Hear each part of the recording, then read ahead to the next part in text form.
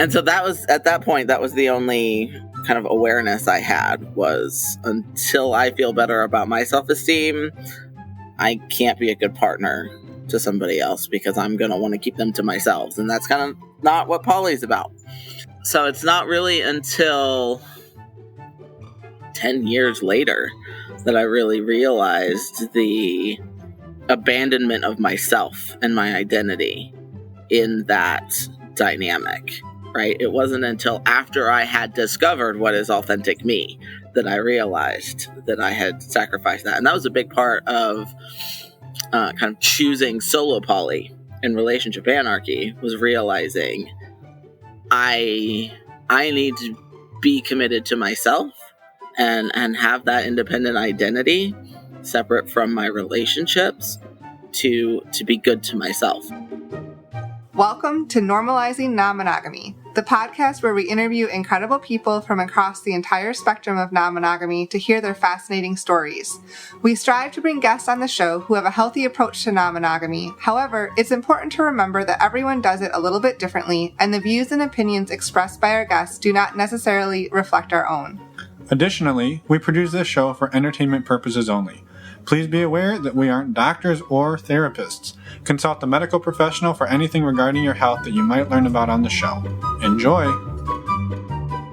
Welcome to episode 231. We're Finn and Emma, and today we have an amazing conversation with Anna.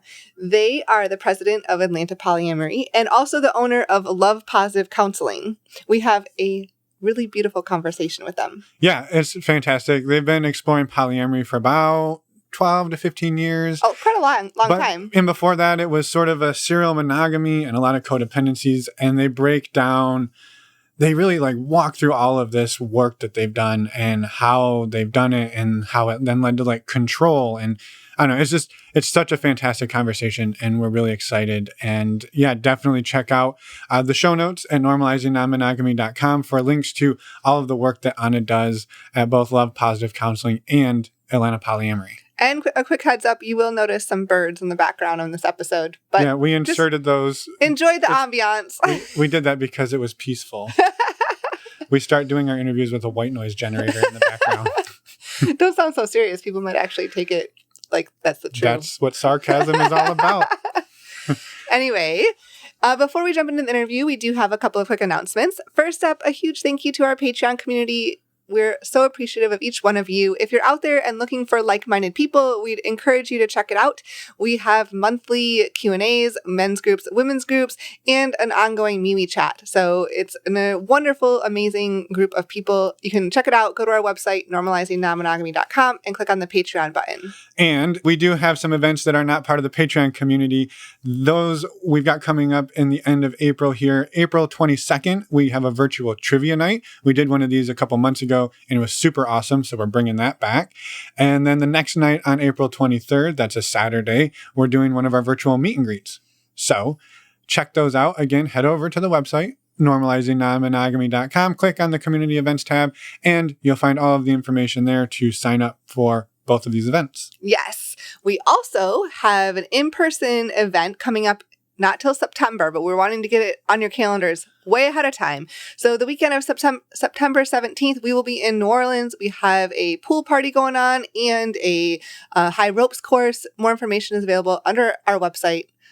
We already did it. We don't have to do it again. Right. I think they know it. I think that's it. Well, they could just click on the show notes link and go find it in the podcast player. Yes. And while you're on our website, you can reach out to us. You can send us a voicemail. You can send us an email. We would love to hear from you. And we were actually just kind of reflecting that over the last 7 or 8 episodes, most of our guests have either been an author or a podcaster or some type of a content creator. And we just wanted to make it clear that you don't have to be anything other than an awesome human who is thinking about exploring non-monogamy, exploring it. Maybe you explored it and you were like, that was crazy. We're not doing that again. You don't have to be anyone special other than your special self. As I started to say that sentence, I was like, well, that makes it sound like no one's special. But did I fix it? I think so. I think I recovered well. My point is, you're all beautiful and special, and we would love to have you on the show to share your story. Yes, you're welcome to come on and share your journey. because these other people who are podcasters and authors, they're just regular people too. Yes. As much as we don't seem regular, we're falling off the horse highly here. irregular most days. Yeah. All right. Enough of my rambling. Anything else, Emma? I think that's it. Again, go to our website, normalizingnonmonogamy.com. Find all the things there. And I have one more thing. Go ahead. We often talk about different ways to support the show. One way that we actually haven't talked about in a little while, actually a long while, really one of the best ways to support the show is to tell people about it or leave a review on iTunes or whatever podcast player you use. It just helps people learn about us, find us, and spreads the word, because the more people who find us and listen to us, the more people who are interested in non-monogamy, and then your pool gets bigger too. Yep. So everybody's pool gets bigger if you tell more people. Spread the word. And it's free. You don't have to do anything other than tell people. Okay, right, enough. I think that's it. I'm done. Let's go talk to Anna. Let's go. Well, welcome to the show. We're excited to have you here. Thank you very much for taking the time to be here today. You're very welcome. We'd love to start off by just having you introduce yourself in whatever way you are comfortable doing so. All right. I'm Anna Boxter, and I am owner and director at Love Positive Counseling and president of Atlanta Polyamory, a 501c3 nonprofit organization focused in Atlanta, but a lot of our events are on Zoom right now. So we've got people calling from all over the U.S., a couple from Canada, and just last week we had somebody from Germany interested. So wow, become an international organization all of a sudden. Thanks, COVID. Right? Didn't plan for that, but it happened. So, that's amazing. Mainly who I am. Yeah, and it's awesome. When we were in Atlanta back in October, I know we didn't get the chance to meet you, but we did have a handful of people from Atlanta Poly come out and join us at the brewery, and so that was super awesome. So thank you for helping us spread the word there. And yeah, it's super exciting that your community is going international as well. That's so awesome that people are finding community all over the world. Yes. Yeah. To dig into maybe your story a bit more, do you mind maybe sharing what sort of non-monogamy looks like for you today? And then maybe can we go back in time and talk about, like, how did you first hear about it, get started in it? What got you interested? Yeah. So my journey is a long one. I've been specifically polyamorous for, I think it's got to be like 15 years at this point. I always lose track and I have to do the math again. Currently, I have just one partner, and as of last week, we are now nesting, which is super weird and never thought I would do that. Bought a house, now nesting with my partner and his kids, and hoping to have energy for more partners soon, because this looking monogamous thing is weird for me. Like how the nesting partner looking, yeah. Right. We're becoming too mainstream here. Let's break that a little bit. Between the genderqueer identity and polyamorous over 15 years and prior to this recent part of my life, I was solo poly and really leaning into RA, and I still kind of am relationship anarchy in my values. So people from satellite view of my life going, hetero mononormative life, what the heck? It's very weird, but on the inside, still very queer everything. So looking forward to having more folks in my world again when life slows down a little bit. But yeah, prior to this life, I was solo poly and had 2 or 3 relationships going on at a given time. And then for a stint there, I was totally solo, totally single, not even interested in relationships, but still a relationship therapist and still running polyamory support groups because I am who I am. Right. Right. And so my life experience in polyamory has run the gamut from nearly nesting to actually nesting to totally solo and all of the things in between. I first learned about polyamory on LiveJournal, of all places, way back in the day. Yeah. And I had been a serial monogamist with codependent tendencies and I didn't like any of the choices I was making, and so I decided that I was going to take a year off from dating, which I hadn't done since like 16. This was at 23, 24, something like that. And I was like, I'm going to take a year off, and then I'll try dating after I've like worked on myself a little. And it only took about 8 months before I found somebody and got into some of the same toxic patterns. And it took me about 4 or 5 relationships to really get that pattern out of my system. Made all the classic poly noob mistakes when we had hardly any books, any resources. I think about the only podcast that existed at the time was maybe Polyamory Weekly. Yeah. So I learned a lot of things the hard way through experience. Yeah. I have a question on that. Like you talked about codependencies in your serial monogamy life.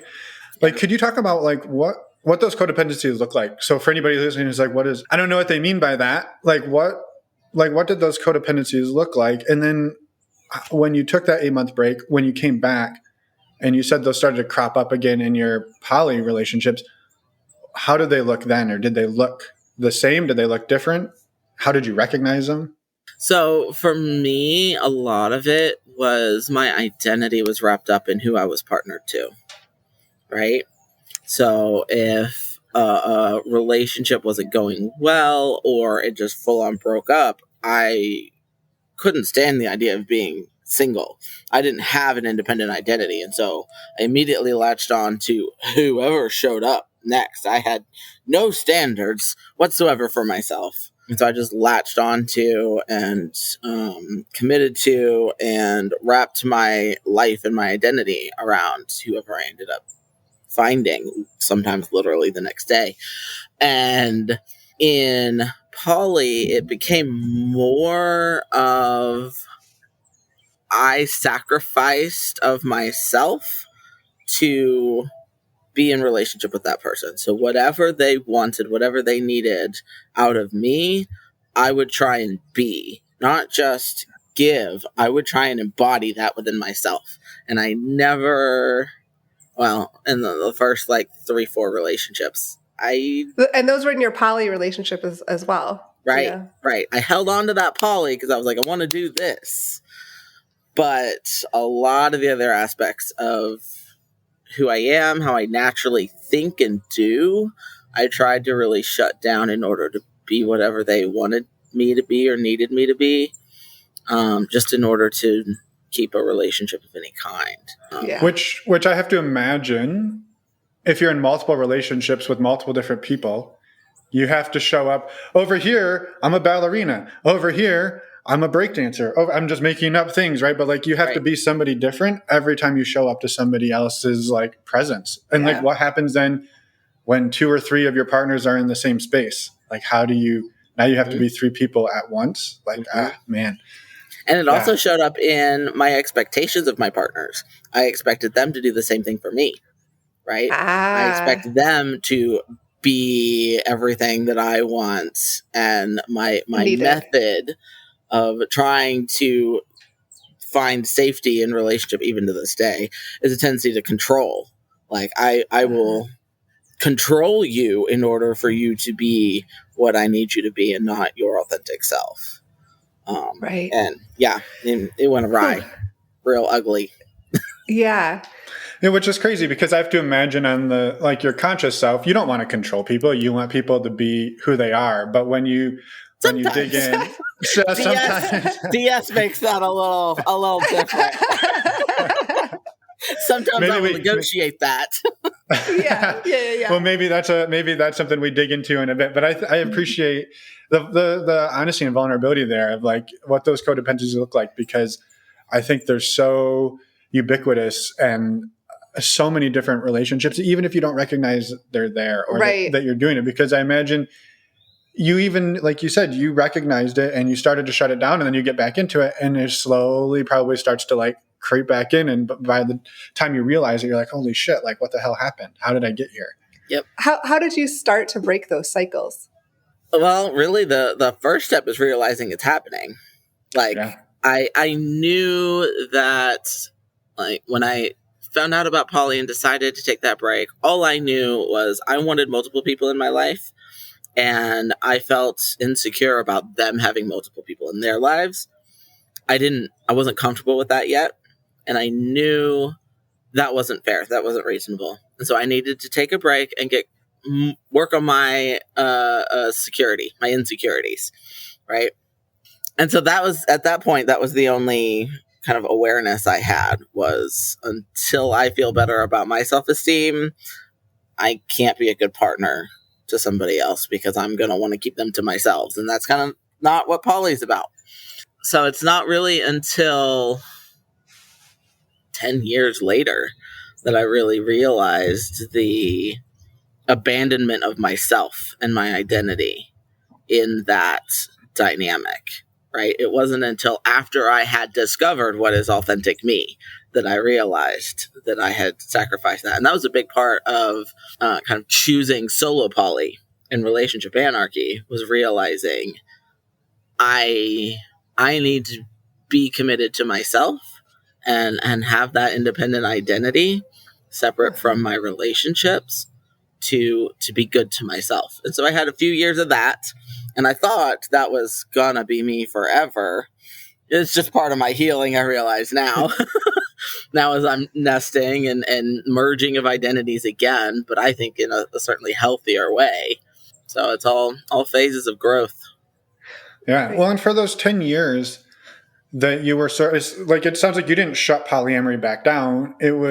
What did that journey look like for those 10 years? Because I imagine as you're untangling all of this and figuring out who you are, who Anna truly is, what that looks like that seems like it could have been messy. Oh, very messy. Lots of broken hearts, mine and theirs, and mistakes made, and a heartache. Change is hard, and relationships changed, either like within themselves they changed, but also like breakups happen. That's change. I changed, and where I was living literally changed. What I was driving changed. My friendships changed. Like all of those details were painful, really. Yeah. And a big hallmark of my therapeutic practice is acceptance and commitment therapy. And it's all about like, there is pain in life. Like you're not living a meaningful life if you're not experiencing some amount of pain. And really, even if you're locked up in some place comfy and cozy, the isolation of that is painful. So if we can just learn to accept the emotions as they come and go, both the positive as well as the negative, and glean the message contained within that emotion and get through it and continue to grow, then we'll be okay. But pain exists. If we try and shut that down, if we try and fight the existence of pain, we get in our own way. Yeah. Was there a moment along that journey of heartache, heartbreak, recover, like bouncing back, that you kind of hit a point of like an aha moment, like something needs to be different. I need to change, like not just the little organic growth that happens, but like a moment of like, okay, I've been doing this for 10 years and this hurts like hell. Like I need to change something up and do something different. And if so, like what was that sort catalyst? Of that moment? Yeah. That aha moment. Mm-hmm. So my probably my longest poly relationship hit about 4 years, and I had been his savior in a lot of ways. I became a parent and martyr and savior emotionally and financially. And when that relationship came to a head and I said, I can't do this anymore, I have to reserve my resources for me first and foremost, right? It was the spike of my independence, my solo-ness. It went from I'm solo poly with this one partner to I am totally single for 2 years and I refuse to have relationships because I'm sick of this. I'm sick of saving people. I'm not doing it anymore. So I'm not going to let anybody close enough to me to need me, right? So you almost put up walls. Oh, yeah. Was that because just like you didn't trust yourself not to fall back into that pattern? Yep. Yeah. Absolutely. Yeah. And it took me about 2 years of living solo, both like in my residence, literally, but also just in my life, to really heal that. I mean, I didn't do a lot of active growth and learning in any capacity in that. It was a very quiet, in my therapy at that time, my therapist and I talked about how it was a comfy valley where I was just kind of nourishing myself in a calm, quiet kind of way to prepare for the next phase of my life, which is like unearthing a lot of the trauma and deciding on how I want to do things differently. It took some time. Yeah. Well, but that 2.5 year break, that flies in the face of the codependency of, if I break up with somebody, I have to get somebody the next day because who am I without a partner? So it sounds like by that point, maybe you had broken that piece of the puzzle. Yep, for sure. Yeah, that's amazing, and thank you for sharing that journey. Absolutely. I had one quick question. You've mentioned relationship anarchy a few times. We're no strangers to it, but I know everybody sort of takes a different tact on what relationship anarchy is. Even though I know there is a manifesto out there, and theoretically, then everybody should be doing it the same way. We know that's not reality. So I was curious, like, what that looks like for you, and maybe how that's evolved over the years. Mm-hmm. So for me, like when people ask, what does that mean for me? I explain that all of my relationships could potentially look very different. Like in what ways I connect with somebody and in what ways I commit to somebody can be very different. Some of my, most meaningful relationships are not sexual relationships. And some of my, what would seem to be a really meaningful relationship are kind of fly by the night. You come and go. I don't apply a script to any of my relationships. Like even to the point of like conversations on a dating app. Somebody says, so what are you looking for? And I'm like, whatever's naturally organic between the two of us. Like what you've got available, what you need, what I've got available, what I need. Whatever seems to fit well with our personalities. It's going to be a conversation and take time to figure that out. Right. And I genuinely, I mean, of course, sometimes I have a particular desire in a given moment, but most of the time I'm genuinely open to whatever organically occurs. It goes back to the acceptance part of my like life philosophy of like, the world's going to throw at me whatever it's going to throw at me. And if I can be flexible with that and stay present and really savor whatever comes my way, then I end up, a lot more satisfied in the long run. Yeah. Yeah. And how has that changed for you recently? Because you said it has changed somewhat. A little bit, just in that it's the relationship anarchy hasn't necessarily, but coming out of that 2-year break, I realized that I did want more integrated life with partners. I didn't necessarily want to be so staunchly independent because I felt like I was missing out on intimacy, right? And a partner really knowing me in a way that I hadn't experienced before. And I saw that in other people's relationships and was like, that's something I've been missing out on, and I think I would really like to have. And so I did specifically like go out and seek those kinds of details in a relationship, which is kind of different than my usual philosophy. And now, 4 years after that, I find myself like with my nesting relationship, we are basically all the things to each other. That doesn't mean there's not room for other folks in my world, but if you pull up the relationship anarchy smorgasbord, we cover majority of them, which is unusual compared to my last 15 years. So that's probably the only way that's really changed. Is it looks on the surface to be not RA, but in my heart and soul, like that's it's the values I live my life by. Somebody could come along and be equally as important to me, but not have some of the same features. Right. Yeah, your house is only so big. Right.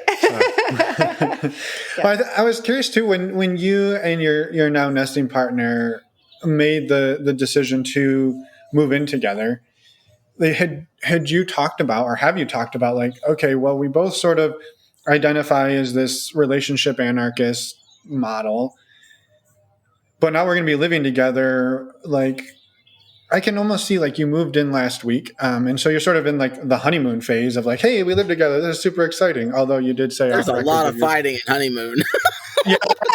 Yeah, and like you said, your toilet's backed up on day 2 and whatever, right? So like, I know there's like a mix of honeymoon and also like reality. Shit, now we're living together. Like, there's stress totally involved for sure. Yeah, what did that shift look like, and like what have the negotiations looked like for both of you in terms of like, well, we're together, but we also both feel like we're relationship anarchists in our souls. How do we integrate these two things? That's an important detail, is he doesn't consider himself a relationship anarchist. Like, okay, he is kind of poly. He's got poly experience, certainly, but because of some of his kinks, he doesn't actually really care about poly that much. He could take it or leave it. Got it. So at this point in our relationships, he's basically decided to be monogamous to me because kinks, and DS and that sort of thing. So that makes it easier, right? And prior to even meeting him, I had another relationship where we were kind of part-time cohabitating, and it was new and overall positive for me until the breakup. And then I realized, like, I really do want to share space and cohabitate with somebody and collaborate in the day-to-day life of my life. I want to share those moments with somebody. And so I went out looking for somebody who may be compatible in that way, because I realized that I was open to that and desiring that. And I found him. And between the kinks matching up and then the negotiation of the day-to-day, okay, you do things like this, I do things like this, that has been where a lot of conflict has shown up. But the key defining feature of this relationship versus all the others in the past is when the going gets tough, he shows up. Whereas a lot of my other partners, things would get tough and conflict would happen and they would run away. Either literally or basically in their nervous system, they'd shut down or they'd fawn or something like that. And instead, my partner, he sticks it through to the end of the conversation. So we actually get some resolution. And so the negotiations of the details of moving in together have definitely been stressful, difficult. But we knew basically from first date that the intention, at least for me, was to find somebody who is compatible in that nesting and DS dynamic. And he just happened to fit the bill. Yeah. In your conversations with your nesting partner, I'm assuming it's very open, the fact that you would like to have other relationships, and right now he's not interested in that. So how do you navigate those conversations? It's pretty easy. We got lucky. We land on the same page. He part of his kink, part of his desire in life is for me to have other relationships. Got it. So yeah, because that could be a sticking point for a lot of people sometimes, where one person wants open relationship or other partners, another person doesn't, right. And so Emma stole my question right out of my mouth, but it was exactly that. Like, because you made the comment like, oh well, it's super easy because he doesn't want other partners and I do, and I'm like, super easy. We probably get the mono poly question emailed to us all the time, 3 times a week. Like, I want to do this and my partner doesn't. And you're like, oh, it's super easy. And those people are listening to you being like, the fuck it is. And ain't that easy. So, but it sounds like for you, that piece is not, but the particular kink that he has makes it easy. Right. Yeah. And not everybody has that kink. Nope, they definitely do not. So I can definitely understand why that makes it a whole lot easier to navigate. Yeah, for sure. And you've mentioned your DS dynamic a few times, and I wanted to see if you could be willing to expand on that a little bit, sure. what that means for the two of you.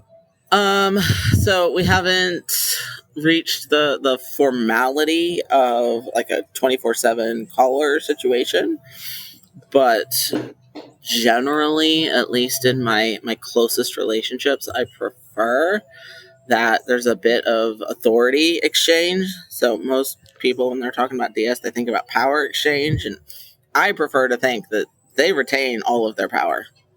Like as the more submissive partner, I want them to retain their power, but I want them to make the choice to exchange authority with me. So when a decision has to be made, I end up getting final say in certain areas. There are some areas that I have no interest in having authority, and for a long time I resisted nesting with somebody because I didn't think somebody was going to be comfortable with me deciding where the forks go and which curtains are going on the windows. And I've been controlling my whole life. My first sentence, as my mother tells me, was me do it, when I was like a year and a half old. So I have wanted things my way or the highway all of my life. And genuinely, I think that's about the only way I can make a nesting relationship work is if, I mean, there's some discussion. It's like, okay, what do you think about the forks in this drawer as opposed to that drawer? But a lot of the time it's like, nah, they're going in that drawer. Fight me. Yeah, well, and it sounds like the trick there is find a partner who is on board with that and who enjoys that. Because I think, there's a lot of people who live life like that it's not part of a DS dynamic. They're just controlling and do shit their way and tell people how it's going to be.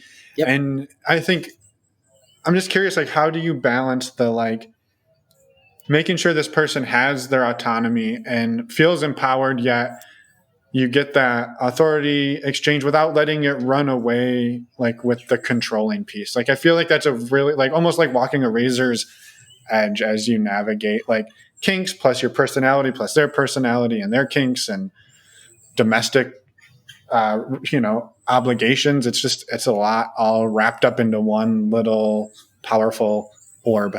I made that last part up. Yeah. A big part of it, honestly, has been his confidence with standing up for himself. If he has felt that I'm not hearing his perspective, his opinion, his viewpoint on a topic, he's not afraid to call me out on it. And a lot of my previous partners that I tried to do DS with, not even nesting, just trying to do DS, they would get so wrapped up in I'm supposed to be submissive, I'm not supposed to have an opinion, that they would never call me out when I got over controlling beyond what we had negotiated. So a lot of it really is to the credit of my partner by being like, no, you got to listen to me. Because dang it, you're right. Yeah, which is ultimately a healthier dynamic because then they have a voice too, but yet I don't know, it's maybe testament to show that you can have a DS relationship, but the other person doesn't give up all agency. That's not what it is. Right. And do you think that has allowed you, like, compare and contrast this dynamic with previous ones who didn't do that? Has that ability for them to stand up for themselves, has that allowed you to go maybe deeper or to places you would not normally go because you have a level of trust and confidence that they're going to actually stick to a limit and you're not going to go too far? Absolutely. I trust that they will take care of their needs and they will voice their needs with me because, and if they can't, then that means I lean into rescuer and mind reader, or attempting to be, right? And that doesn't work for any relationship. My philosophy on DS comes in big part from some classes itself, Southeast Leatherfest a couple years back, where there's kind of a model of submissives' needs are first priority, and then dominance needs, and then dominance wants, and then submissive partners wants are like kind of last on the list. And that's always my go-to. And so I'm almost always trying to keep in mind what are their needs and what needs are not met. But if they're not speaking it to me, if they're not sharing that with me, if they're trying to hide it in order to prioritize mine, then the relationship really struggles to be successful. They don't end up with a voice, and I can end up being really harmful in my choices, trying to meet their needs when I'm trying to guess what they are. Yeah. Do you do any type of structured, like, I don't know if you're familiar with like multi-amories, like radar discussion, like radar points, or do you do anything structured like that where it's like, hey, once a month we're going to sit down just to make sure we're on the same page, and maybe it only takes 5 minutes because we're on the same page, but like we need that time. I wish I could say that I did, considering I teach that and I recommend it to clients all day, every day, because radar, like, it's good stuff. Yeah. Have I actually implemented it? No. No. Hey, we are practitioners of the do as we say, not as we do school as well. We understand. We're not perfect just because we do this. Right, yeah. I appreciate the honesty. We're human too. If somebody is looking to get into more of a DS relationship, you mentioned where you went to some classes. Do you have recommendations of where they should start or could start learning more? It's tough because a lot of the community that I've encountered, DS is not really done in a very healthy way. It's a lot of dysfunctional control, which is why I kind of tried to avoid it. I feel this sense within myself of like, I really like this, but I don't like what happens when it goes beyond just a negotiated scene. Mm-hmm. Right? I didn't like the relationship dynamics that showed up, so I tried to avoid it. But then, like, so many of my friends that were in the leather community specifically were like, but you live this way all the time. What are you doing? And so I've struggled to find good resources in my learning and growing in that capacity. Even at Southeast Leatherfest, I went with the mindset of I'm going to pick and choose what works for me. I already had some experience and understanding of like what I didn't like about that experience, those relationship styles. And I went in with, okay, I'm going to pick and choose what I think might work and leave the rest. So somebody with zero experience and wanting to learn how it works, it's really easy to fall into some hurtful relationship dynamics with that, because there's power imbalances just naturally in relationships all the time, right? And they can really be tripping blocks to healthy connection and healthy communication. And so when I personally, in my experience, I find being more cognizant and specifically negotiating this power imbalance means we're more aware of it. And so we're forced to communicate about it and through it, as opposed to it just kind of naturally happening and we're not aware of it. We're not conscientious of it, so we're not communicating about it. In my brain, I've always been an active learner. I much prefer to be in a class listening to somebody's perspective or experience or, scientific research in the case of graduate school.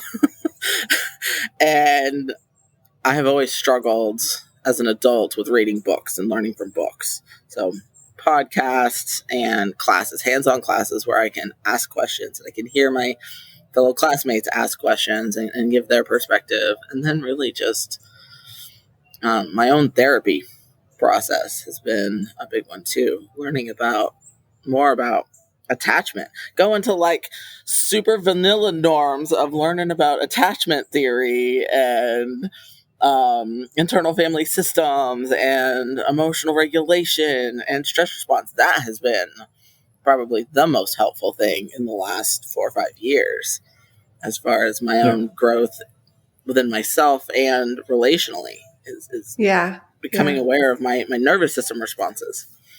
So and it's interesting, right, that like that's been in the last 4 or 5 years, but you've been somewhat successfully navigating polyamory for a decade previous to that. And I think it just, maybe my point there is for people listening who are like, man, like I haven't read all the books, I haven't gone to all the classes, I'm just fucking around in the dark all the time. Like, that's part of it too. And like, is it super easy? No. But will you ultimately, like, you're going to learn, like inevitably you're going to learn. It's just, it is definitely a more challenging way. And I will say also, we've done this podcast for 4 years now.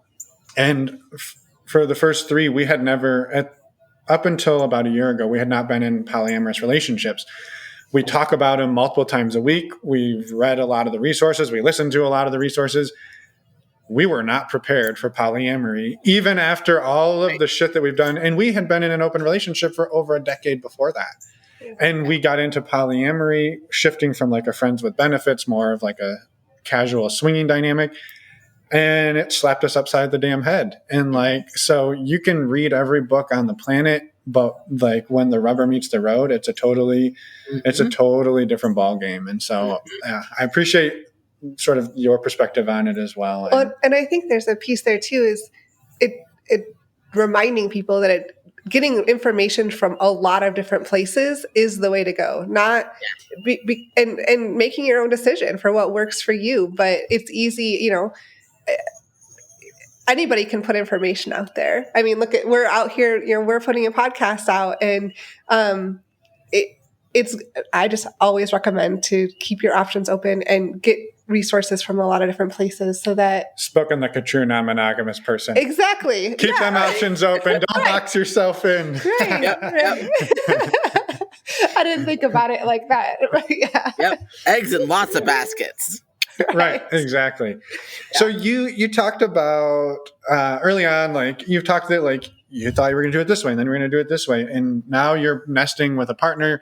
And just a couple of years ago, you're like, I'm ultra independent. I don't need that shit. And now you are. Right. I'm just curious, like, and knowing that this could change tomorrow, like if you were to like think out, like what is Anna's like utopia for, like you get to build your polycule and living situation and everything. Like, what does that utopia look like today? Gosh, I don't even know. A couple of years ago, I had the like kinky, poly, nudist, queer commune of I'm gonna buy a big house and then build a tiny house for myself to move into, and then rent the bedrooms in the house out to my partners and my dearest friends and yada yada. And then I realized that I am not nesting compatible with majority of the people that I love dearly. And I was like, I don't want these people in my house. They're too messy, frankly. And then like a couple of them were like, no, we're moving to Portland. I was like, oh, well, I guess you're not living in my commune then. So that could be a utopia for me someday, Yeah. If the right people show up, that we have that kind of compatibility. My backyard is kind of sloped, so it's not great for tiny homes at the moment, but I genuinely don't know. I don't know what utopia looks like. I guess my philosophy in life is so, like, go with the moment, be in the present moment, that I'm open to what the heck ever. I mean, I signed a 30-year mortgage, so I'm here for a minute. But, this is the current stage. Right.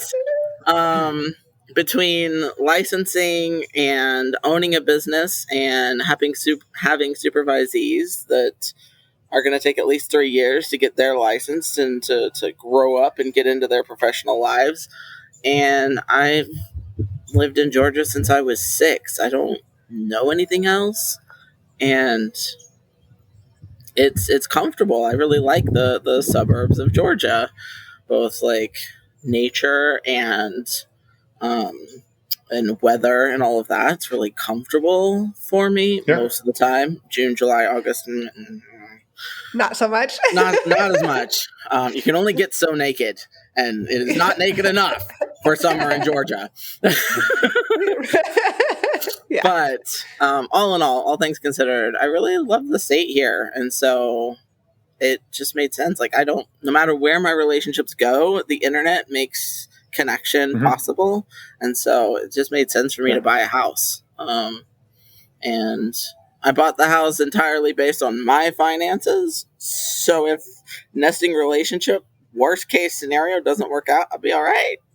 But for now, we're building our own little hearth here and starting our own little nested family. It's pretty cool.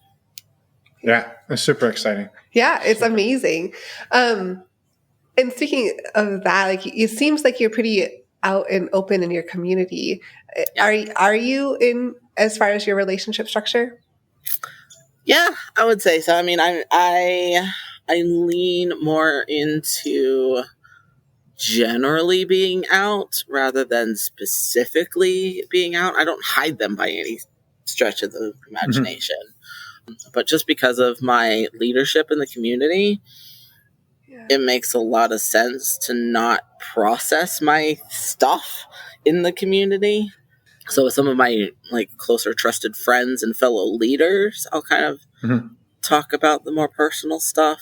But for years, it's been a marketing boon for me to be out, right? Like, a big part of my success as a counselor has genuinely been because I was involved in the community as a leader, and people got to know me in graduate school. They knew I was working towards this career as a therapist. So then, soon as I had a position somewhere and I was like, hey, guess what, y'all?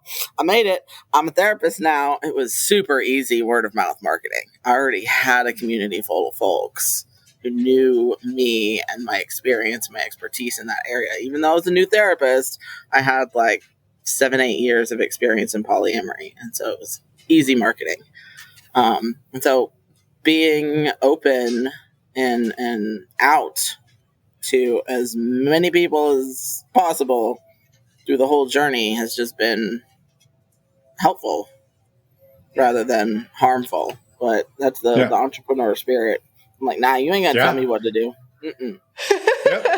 Yeah, what, you're gonna fire me from my own job? I don't think so. Screw you, I'll find another one. Bye.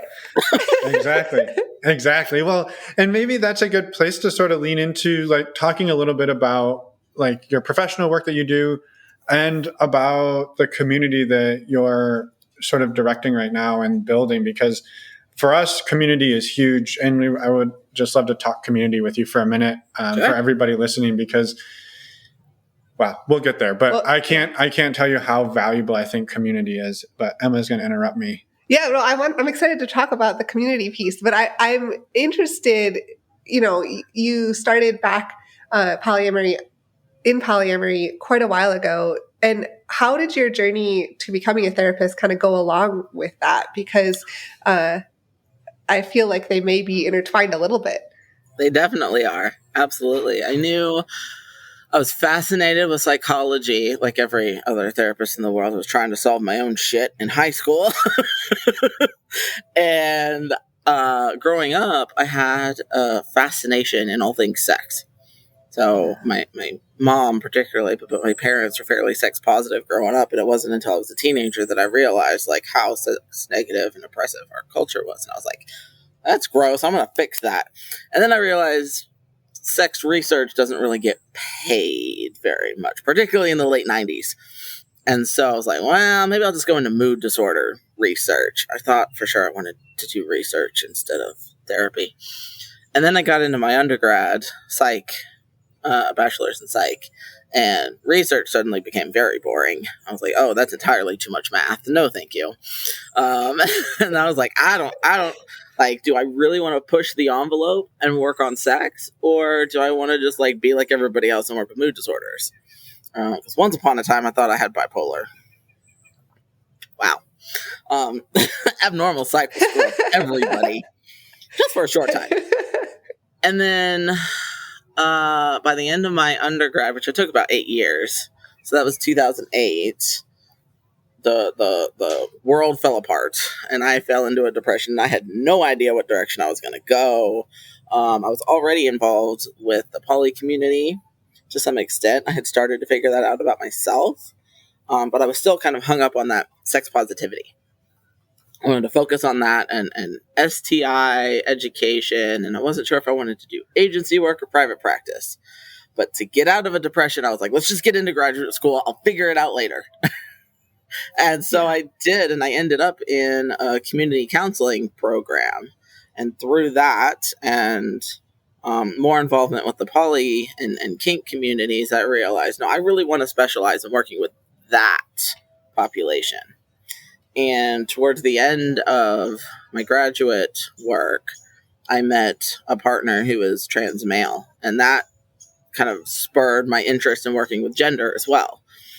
So coming out of graduate school, I found a position with somebody in private practice who was directing and supervising and basically gave me the job of a lifetime. I won the lottery when it comes to that. And he cultivated, do what you love, do what you know. And by that point, it was obvious kink, poly, and gender was my jam. That was your experience. Yeah. Right. And I could have gone into more sex therapy, but over the years, I've realized that like sex therapists are a dime a dozen. There's not as many who focus on the relationship piece. Like sex is part of a relationship, but I really love improving all of the relationship rather than just the physical intimacy pieces. And so I went in that direction as opposed to teach the world how to have sex. I decided I wanted to teach the world how to have good relationships instead. Yeah. We'll leave teaching of sex to porn, right? That's where everybody should get their sex education. I got some opinions on that. All right. Well, we don't have time for that. We'll just assume I'm right. No, I'm super wrong. I'm just fucking around.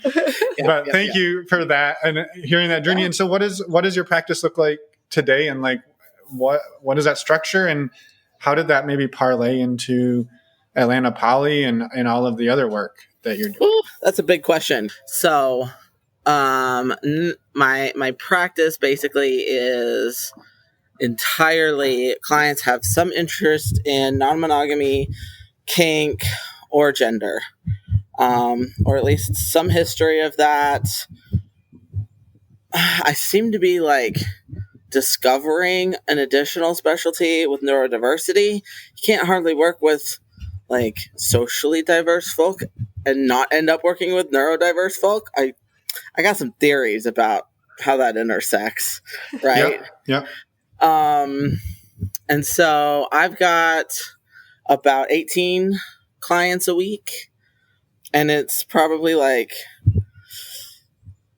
50 to 60% kink poly folks, and then the rest trans. But then, of course, there's some overlap because trans folk are kinky and poly too. Yeah.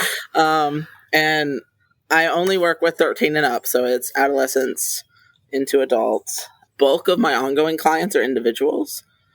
I don't tend to get a lot of relationship work that's long-term. That seems to be more of a short-term process. Either they learn a whole bunch of stuff and take it with them and go on with the rest of their lives, or they break up and one lands with me as an individual for a while and sticks through. So I was doing the polyamory support group and a transgender youth group before the pandemic. The pandemic ended up kind of basically killing the trans youth group. I was not comfortable running a group of 20 teenagers on Zoom by myself. No. I could trust the poly adults to handle themselves appropriately on Zoom, so we kept that going. We organized the support group now through the Atlanta Polyamory group, but Love Positive Counseling is a formal sponsor of that. So this is where we get to the intersection of Atlanta Polyamory as an organization, as a community, has existed for 12 years now. Some old friends of mine founded it, and I got involved really early on as an event host, but I wasn't formally part of leadership.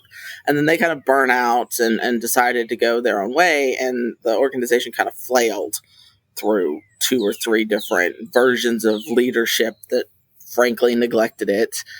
And me and a couple of friends of mine kind of kept it going. Like, we weren't formally leaders, but we wanted to make sure that this resource still existed, if only for ourselves.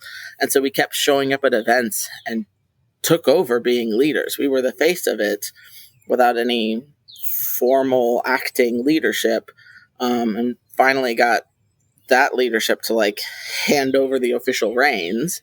And that coincided with starting my business as a counselor.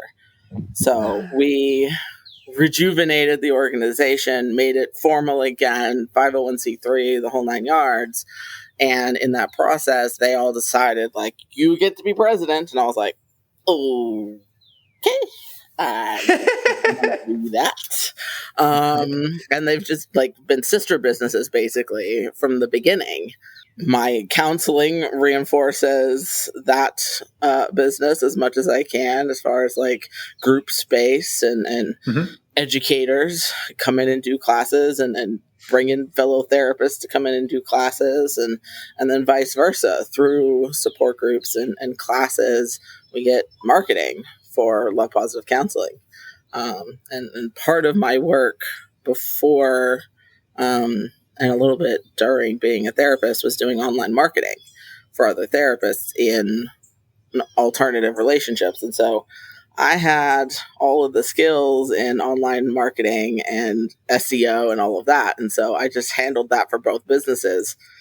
2 birds, 1 stone was super easy. And so now the Poly Support Group supports interns that are my employees and my supervisees. They get hours and experience facilitating the support group and marketing with the community. And so they get to work with clients as well. I'm full up. I don't have any room. They do. So now they're getting the benefit of that marketing and that collaborative process. Yeah. Very cool. Yeah. Yeah, that's amazing. And it's quite the system in like helping people at so many different levels, right? That, some people may not be able to afford counseling, but if they can be part of a support group or part of Atlanta Polyamory, like, I think what I was saying earlier about like wanting to talk about the power of community. We've actually just last night had a men's group call, and we were talking about and some of the people in there are actually saying like, they're in therapy as well, but like they get more out of our men's group, like community calls and peer support, and then they get out of their counseling sessions. And so just, I think, recognizing how impactful, like just being able to talk to other people who are going through what you're going through, or at least maybe they've gone through it and you're like thinking you're insane because this weird, crazy thing happened. And they're like, no, not that weird and crazy. Like, we did it too. And 3 other people are like, yep, we did it too. And you're like, oh, good. I'm not alone in my craziness here. Yep. So, yeah. It's definitely been a like collaborative, right? Mm-hmm. Like, I would get clients from the Poly Support Group, but also I would send my clients to the support group because I knew of regulars in the community who had been through whatever they were experiencing, and I couldn't give them that as their therapist, right? They would have to viscerally feel that knowing and validation in their soul that I couldn't, by who I was, I couldn't give them that experience, but people at the community absolutely could. Yeah. Completely agree. Yeah. Well, we absolutely love what you've built and what you're continuing to build. And we're excited to share the word and spread the love. And just to be clear, links to find you will be in the show notes so people can find your work and everything you're doing at any time. I have one additional question. So you've mentioned that you are a licensed therapist. Do you work Are you required to work under your license and only see people who are physically in Georgia, or are you able to see clients anywhere in the world? I am licensed only in Georgia, so clients have to have their butts in the state of Georgia when we're conducting a session. Got it. There's a little bit of wiggle room for vacations and that sort of thing, but we're not going to tell the licensing board that. Yep. But generally, no, that makes sense. Yeah. Got it. That makes sense. Because I know a lot of times people will have the license, but they will basically say, well, I'm a coach now. I'm not necessarily working under that. So they can branch out. I wanted to make sure anybody listening who's like, damn it, I need some Anna in my life. And they're like, well, I don't live in Georgia. So just so people can be aware of that, or maybe they can drive over to Georgia. But they could also join the Atlanta polyamory. That's true. Yes. And still have some of you. Yeah. Right? Teeny tiny bit. They'll get more of Jace, the intern. Right. And other community members. Right. Perfect. Yeah. Right. I've had clients who actually made the trip from Alabama to my office in Roswell, just to because I was the right fit for their therapeutic needs, and they were like, "Yep, 2.5 hour trip for good therapy. So be it." Wow. Right? You might as well if it's working. That's amazing. Yeah. Well, thank you for everything you've shared with us today, for all the work you're doing. Is there anything that we didn't ask you about or talk about that has to get out there? If not, we can always get it on the next round. Not that we have to do another one, but we could definitely do another one. I don't think so. I don't think there's anything like burning in my mind or heart that I need to share. Well, that means we did a good job. We all did. We all did. Yay! Well, thank you again for spending the time with us. We appreciate it very much. And have a wonderful rest of your day. Thanks. What? And we're back. A huge thank you. Finn is laughing with me. Finn is laughing with me. If you're laughing, we're laughing together. Anyway, thank you, Anna, for coming on the show and for sharing your story and for all of the amazing work you do with Atlanta Polyamory and Love Positive Counseling. We're incredibly grateful for all of that, and we loved talking to you, so thank you. Yes, thank you, Anna, for coming on and for all of your work. A quick reminder, go to our website, normalizingnonmonogamy.com. You can find information on our Patreon community there, on the upcoming virtual events. We have virtual trivia and a virtual meet and greet coming up, as well as our in-person event coming up in New Orleans, not till September, but all of the information is there. Check it out. Plus, you can reach out to us on our website, and if you have any questions, feedback, comments, we'd love to, I guess feedback and comments may be the same thing, but we'd love to hear from you. So it's all right there. And that's all I got right now. That's all you got. I have one more thing. Go for it.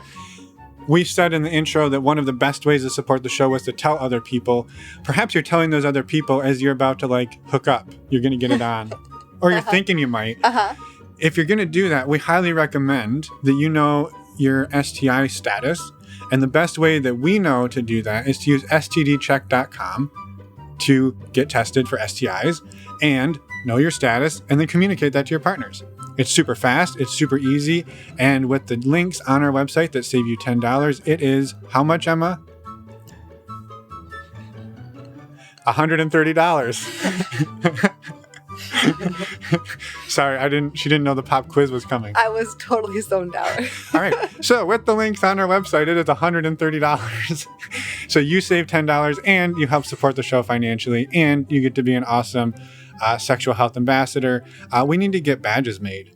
Badges for stdcheck.com? For sexual health ambassadors. Sure. All right. We're putting that on the to-do list. And so, again, links are in the show notes or on our website under the resources tab. It is really a wonderful service. And it is how we get tested. Yeah, and we really appreciate anyone who uses those links because it does support us. So thank you. Yes.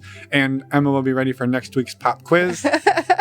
We hope you all have a wonderful rest of your day. Next week, we've got another episode. We do, with Pam and Jim, and it's incredible. It is. And as we were saying earlier, you don't have to be anyone special.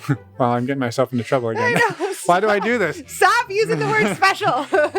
You don't have to be a content creator. And Pam and Jim are absolutely amazing. They are members of our Patreon community and offered to come on and share their story. And it is fantastic. So definitely don't miss next week. We will see you all then. Every single one of you are special to us. Stop it. You got your point across. You're good. Okay. I'm done. Bye, everyone. Thanks for listening.